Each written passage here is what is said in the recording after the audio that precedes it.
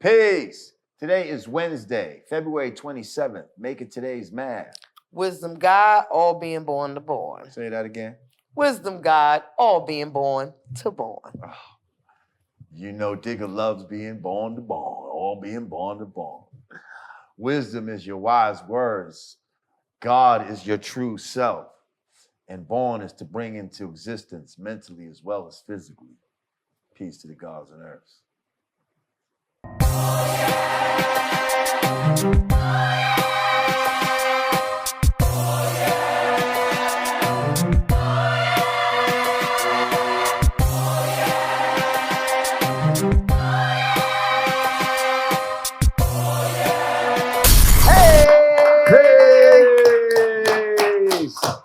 Welcome back to the Yanadameen Godcast. I'm Lord Jamar. I'm Digger. We got Fact Checker Rage in the house. What's goody? Present. Okay. We got a whole team in the motherfucking house right about now. We got Chinese Puff Daddy in the wings, just chilling. Yeah. So we back. Word. We talking about current events and things going on and Yeah. what's happening in the world, Digger?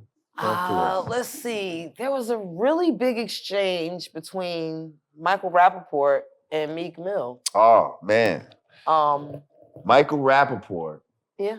Okay, who actually, the first time I met him,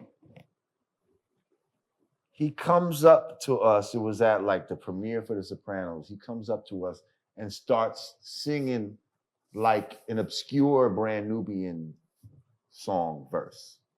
Like not no single shit, this is some album shit. Okay, And so he's listening. Yo, he's a fan. He's, you know what I mean? Okay. And he's loving, oh, that's my shit. Yo, I love Brand Nubian. And I'm just like, wow, this, you know, this homeboy from the movies and shit. So, whatever. Then he did his, the Tribe Called Quest documentary. He actually interviewed us for that, but he didn't make the cut. But they mentioned us in the shit. Okay. So, I say that to say, you know, as far as white boys go, he's cool with me. You know what I mean? Okay.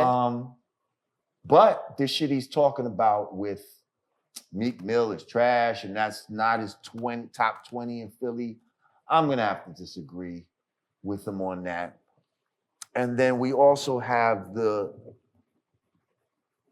pesky little problem of, you know, do white people even have the authority to even comment on shit like that within our culture? Like, is that their place? You know, for a lot of us, it's you know, we feel like, listen, just be happy to be here. Like, we're not saying you can't be a hip hop fan and all this type of shit, but when it comes to like, you know, voicing your opinion on certain hip hop matters, I think sometimes, you know, white people who feel like they're really down with this shit, they overstep their bounds. Yes, they overstep their bounds and don't realize. And they feel like they should be able to comment on this like any other hip hop fan, but that's not the case. That's not the case. And we wouldn't be able to do it vice versa in any other genre if we were put in those shoes. Now, if Micheal Rappaport, like being that you say he, you know, he mentioned a song that the average, you know, casual listener fan wouldn't know, would you appreciate a critique from him, knowing that he's really listening and studying and analyzing your shit? Would I appreciate a critique from him? Mm-hmm. Like if he came to you and was like, yo, as a hip hop fan, I think you should, you know, rock with this producer or you know. Absolutely. I don't take critiques from people that don't even do music. Like, I mean, I might, you know, you could say what you want to say, but that doesn't mean I'm going to listen to it. You know what I mean? Like, I'm not going to take it seriously. Like, I have to respect you musically for you to even think you can give me any kind of musical advice. That's just the type of person I am. You would take music advice from another music person? Now just gave me a totally different train of thought process. It depends what they're talking about. See, a lot of people, they're Sunday morning quarterbacks and they're fucking, armchair producers and shit like that. You see what I'm saying? Like, they've never been in the studio. They've never produced a hit in their life, but in their minds, they think they've studied enough. I've watched enough artists to know, I think I know what a hit is. And maybe they do, but for me, you got to show and prove. I'm about showing improvement. So I'm not just going on just somebody's theory, like some regular person's theory that hasn't, you know what I mean? Showed and proved to me, like if you were just some girl up here, like I'm not gonna necessarily listen to your fucking rap. So what if only because you've showed and proved is why I even listen to you. So what if the younger people took that mentality towards us? Like, you ain't topping the Billboard charts. You ain't going double platinum. Why should we listen to you? Because we've showed and proved that we know what we're doing, at least in our time musically. We at least showed and proved that we have musical prowess. We've made more than one hit in our lifetimes. Like, we've done this shit. Like, you know what I mean? Mm-hmm. And we've lasted the test of time. You know what I mean? So, but at the end of the day, you ain't gotta listen to me for nothing. But I'm just telling you. I did think it was interesting that he, okay. You see what I'm saying? Like our if you, whatever you do, like if you're an electrician, are you taking electrician advice from a fucking carpenter? No. Only from another electrician would you feel like, that sound like. But there could be a carpentry trick within the world of carpentry that could be applied to the world of electrician that the electrician didn't think of. Right, but that's probably rare, and I'm not saying it can't happen. I'm not saying that. And if a motherfucker did come with some critique like that wasn't a musician, and it was so genius, I hope I'd be smart enough to recognize it. Right. You see what I'm saying? But a lot of times, motherfuckers just be talking bullshit. You know what I mean? They just want to hear. They want you to hear their fucking ideas and hear them out. And I do think that every artist needs a second brain that's not necessarily an artist and that's not and not too close to the music to be able to think objectively for them. Just because I'm not applying this to the Michael and Meek situation. I just think, like, in general, artists tend to, surround themselves with like-minded artists, and a certain production gets created, whereas they may not.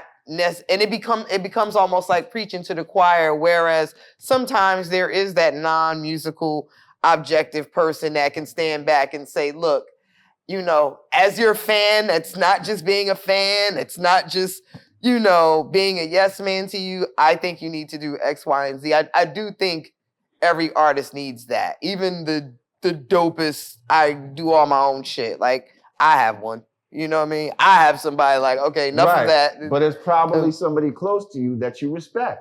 Oh, yeah, absolutely. So respect still comes into the shit. That's my point. Like, I'm not taking advice from anyone I don't respect. Oh, of course not. First of all, if I don't respect you, you can't even talk to me about my shit. Thank you. This is what I'm saying. You can't talk to me. This is what I'm saying. That's all I'm saying. You definitely have to be in the circle of trust to open your mouth. What? There are some non-musical people. That's but I respect these people. Okay. So actually, you could say something, but to go to your original thing, could Micheal Rappaport?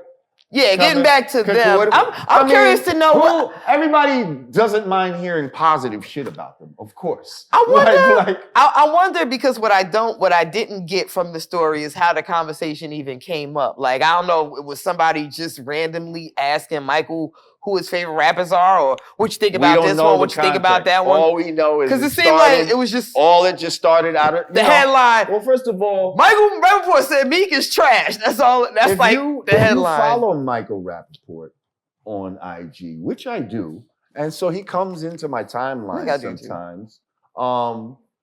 He's the type that'll just comment on some shit that he's thinking about at the time. You see what I'm saying? Like he does rants. Like a lot of them, he does a lot of sports rants, like, fucking LeBron is fucking trash, and how dare he think he, he's one of those type of guys.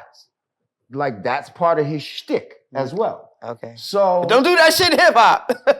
well, that's what I feel like some people are trying to say. Like, relax, bro. Like you can't always go into every genre and be able to do that. Like, you know what I mean? And fuck you. And, like, it's cool, but. And I think it depends on the person, too, because, some people will tolerate it from, and I know I'm guilty of just having a conversation on Twitter in regard, I'm Lord Jamar on Twitter. We always joke about this because I'll get on the show and play devil's advocate to him, but right. but I'm on Twitter. She's kind of Lisa Rice when she gets here. But what the fuck is going on? Really, bro? Condoleezza? I don't know. I'm like, damn. I had to think of like a really can I be conservative black woman? I couldn't think of who's the one that runs with Kanye now. This one Candace Owens. Exactly. No, I'm not. But she's Candace Owens when she comes here. I'm not defending Hitler. Jesus Christ, no. I'm love, peace, and hair grease on here, but on Twitter, I'm Lord Jamar. God damn it. Power to the people. Look, don't worry about what we feel about Cardi. Ariana, you ain't got no business talking about rap music in the first place. Wait, but that is me. How it only took me to the second fucking segment to notice that we both black and gold. Oh, shit, this is my uniform. Black and gold. I'm just realizing. Pull up any Rod Digger show. Black and gold. You might get some black and white. I got my black and gold. Punk Jump Up to Get Beat Down. Yes. Brand Nubian hoodie from hoodg.com. Black by popular demand. Power to the people. But see, we ain't getting that black by popular demand money, but we getting that hood G money. Hey! So you go to hoodg.com and get you some Yanadameen. You get you some Punk Jump Up, Van Nubian, some Lyrics Matter, some Rod Digger, some Sadat X, and even another Philly MC, Cassidy. Okay, one of the nicest Philly MCs. Actually, we were talking about on Vlad. Because when he said that he wasn't in the top 20, that made us think, well, hang on, what is our top Philly MC? Right, that spawned a whole nother conversation. And I think we came with names like Definitely Beans, right? Definitely Black Thought, right? And Cassidy. That was my top 3. Okay, but then you gotta give Freeway, absolutely, fucking Gilly the Kid, right? Bahamadia, right? The 2 hitters that we had on who's not as famous as these RJ guys, Payne but RJ Payne and Mad Squabbles. Petey Crack. The great prophet Will Smith. You know what? Come on, man. You give it. Listen. I really enjoyed Will Smith as a child. I want y'all to find this latest freestyle he did. Nothing but trouble. Even though I didn't fully agree with that, I was like, why would he? Like, girls are fabulous. Why would he say that they're nothing but trouble? But I get what he's trying to say, but, I didn't listen to him, thank goodness. Because he's going to stay the hell away. Like, that song's a little suspect now that I think about it. I'm going to beat you. But anyway, no. He has some good shit. Like, but it was for children almost. You see what I'm saying? It just, as Will Smith got older, it was just harder to take him seriously. No, I mean, it was just better that he made his entrance into Hollywood and all of that. Fresh Prince. I want you to listen to this latest freestyle he did. That shit, it's so many bars in that. Like, I was literally sitting there, jaw on the ground, like I couldn't even believe I was listening to. She actually recommended Will Smith that bars. I listen to. I'm like, I want you to freestyle. listen to this and come back next week, when I'm next time we film, and tell me if you think he still got it. Okay. All right. The queen of lyrics says, I think he could still light a motherfucker up if he had And so Meek Mill was definitely in this list. Oh that yeah, we he's. were I put him in together. I didn't put him in my Is top there any 3. other Philly said top MCs 5. that we can think of? Because Philly has always had some really nice, nasty. Lil Uzi from Philly. Yo, he did something really genius with that "All My Friends Are Dead" song. And that was a nice little song, but if I gotta talk about who are my top 20, no. But I'm just, I'm totally like, just thinking off the beaten path right now. But I'm still. I'll pick Max's cheesesteak. I'm still trying. The cheesesteak itself. I'm trying to figure out. I pick Lil Uzi Vert. I'm trying to figure out if he did this if he meant to make a whole ass triple entendre record on purpose or by accident. Because that "All My Friends Are Dead," like it's almost like a dog whistle for what's going on with that generation and everybody, getting killed. It's another dog whistle for the suicide, prevention community. But he's not even talking about death. He's talking about money, dead presidents. So I'm like, so he says, though. So he says, but that's what I'm saying. Like, did he actually make a triple entendre mashup by accident or on purpose? Because that's some genius shit. And I don't think he meant to do that. Probably not. I'm just, probably not. Just curious. Shouts out Uzi. I think when he made his little suicidal song, he needed a way to get out. He needed an out that seemed more, a better line. You see him saying than saying, well, no, this song is about like depression and all my friends like to kill themselves. So no, it's about dead presidents. It's about money. But push me to the edge. All my friends are dead. Like, I mean, I don't know if it was, push them to the edge of what? Success? If the song maybe it is. If the song was intentionally set up that way to have that many metaphoric undertones, or did he, was it by accident or by design? Just curious. Question of the day. I think you'd have to let's reflect on some of his other music and see Lil Uzi's lyrical if it has depth. that level, those layers of intelligence, if that exists anywhere else in his body of music. I cannot. I'm like, I don't know the rest of this. Cannot confirm or deny. Yeah, I'm just gonna leave it right there with that one. Shouts out to Philly. So what else is going on? I heard this old fucking pilgrim looking motherfucker. Who look like a pilgrim? Nigga looked like he came in on Plymouth Rock. Bernie Sanders, man. Oh wow. This old ass nigga. Bernie, he going at it again. You know what? I can't tell a lie. I was definitely more for him than for Hillary. I don't know if. Listen, man. I don't know if it says anything that I like. I did like his message. All these motherfuckers is the same, man. Let's not get fooled. Like, I didn't say I was fooled. I just said, this motherfucker. I prefer him over Hillary. I prefer Hillary over.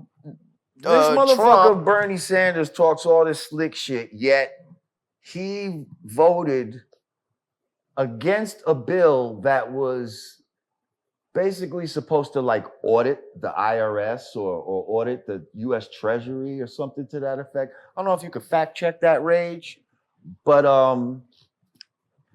yeah. So to me, listen, you voting against some shit like that, you're down with these bankers and corporations, and you're not for the fucking people. And all of this shit is just fucking lip Do we service. have a It sounds fucking good. Democratic candidate yet? Listen, this whole system is not viable, okay? And so we keep talking about, voting for unviable people in an unviable system. And you're trying to make the best. You're trying to appoint captains to a sinking ship, and you're sticking holes in the shit, and You need a new boat. How about that? You need a new boat because you keep trying to scotch tape some shit that's been severely damaged with all your bullshit. But we're on that boat. Right. So we have to, learn to switch boats midstream. They say don't never switch a horse midstream. Sometimes you have to. A stunt motherfucker could do it. You train yourself. Was that mid-stride you meant? Don't probably switch your horse mid-stride. Mid-stride. Yeah. Okay. I'm with you. Because the stream is water. You're right. I got Thank you, Digger. You're listening. Yeah. I was just testing you. I did that on purpose. Yeah. But anyway. So we don't have any viable Democratic candidates. And we don't have a viable system. Now what? And we don't have a viable system. So what do we do?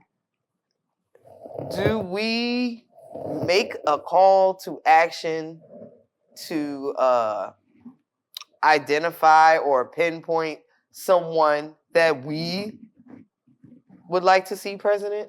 What are they going to do? Like, let's be real. What did everybody cry about Obama?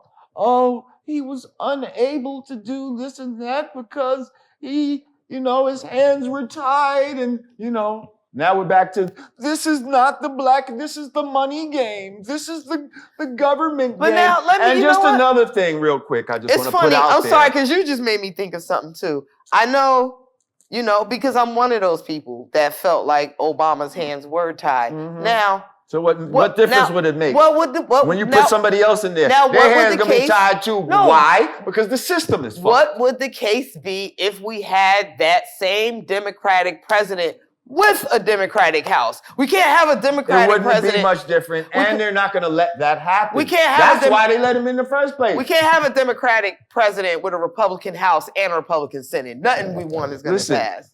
If you had the Democratic president with the Democratic House and all of that shit, it's still going to be the same shit. This is what you don't understand. Like, we believe that these motherfuckers are really for us. Like, I don't know. I don't believe anything about any of that, but I can't be oblivious to the fact that whatever I don't want to deal with over there doesn't indirectly or directly affect my life. So I have to care whether I want, whether I'm happy with any of it. Like, we can't be so, so off our shit that we don't acknowledge that, it still affects our lives whether we like it or not. So,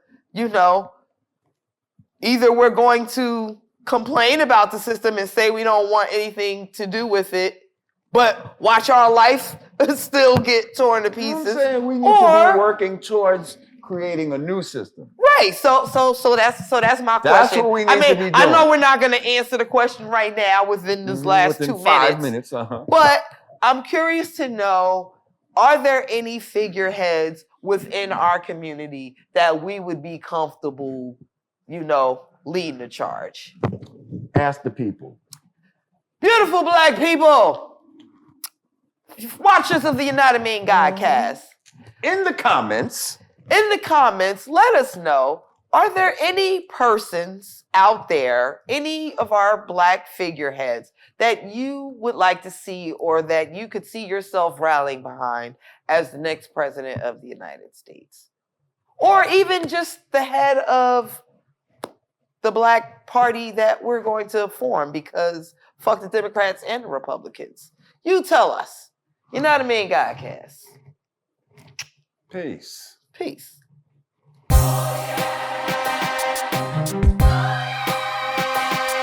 Ooh, that was sharp. That was sharp. That was good. Snot tissue.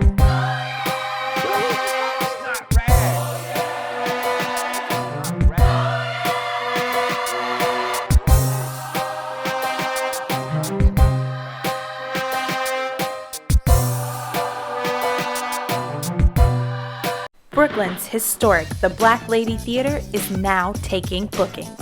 Host your next birthday party, concert, networking event, baby or bridal shower, wedding, art show, gala, corporate event, live stage play, audition, and so much more at the one and only The Black Lady Theater. Mention code GODCAST for 15% off your rental fee. Code good for the first time customers only. Valid for a limited time. Call 718-771-0900 to book your event today.